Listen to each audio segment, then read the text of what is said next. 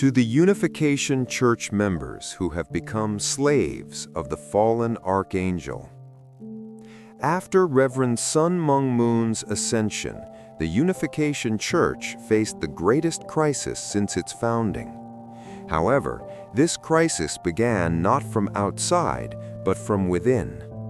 How did Jung Won-ju and Yoon Young-ho, who privatized the church using chairwoman Hak Ja Han as their front, come to control the mother of the universe? Chairwoman Hak Ja Han was blinded by deep jealousy toward her husband and sons, and by her desire for control. Her religious vanity, seeking to expel her son Hyun Moon, who inherited the founder's legitimacy, and to deify herself as the only begotten daughter without original sin, was the prelude to tragedy. Court scholars like Kim Hong-jae and Yoon Young-ho used feminist theology to justify Hak Ja Han's unprincipled desires. This deceptive logic that the mother is superior to the father was the fatal poison that made Hak Ja Han drink the poisoned chalice of Unification Church domination. Yoon Young-ho precisely exploited Hak Ja Han's vanity. He designed the only begotten daughter theology that erased the founder's authority, gaining her absolute trust. This false theology, born not of faith but of power, gave Yoon Young-ho budgetary authority exceeding 1 trillion won over 5 years. Jung Won-ju, a former dancer, became Hak Ja Han's psychological supporter through 24-hour close attendance. She seized control of all reporting lines and filtered information to cloud Hak Ja Han's judgment. She became a proxy ruler who effectively controlled the chairwoman's mouth and ears.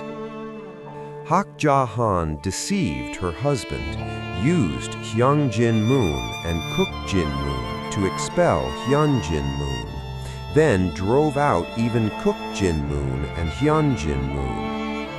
Jung Won-ju and Yoon Young-ho filled the void left by her blood relatives, and Hak Ja Han made the irreversible choice to entrust the church's fate to these fallen archangels who praised her. In the courtroom on February 11, 2026, Jung Won-ju's power pierced the heavens. When Choi Jong-gun protested, asking how she could sleep in a warm place while the chairwoman was in detention, she mobilized court guards to forcibly remove the spectators. It was a deplorable scene where even the law became Jung Won-ju's private security. To whom are Unification Church leaders now submitting? Submission to Jung Won-ju has become ingrained in them. The hypocrisy and cowardice of flattering those in power while cursing them behind their backs has reduced Unification Church officials to dogs of the fallen archangel. Members who have devoted their entire lives have now become slaves serving the dogs of the fallen archangel as their masters.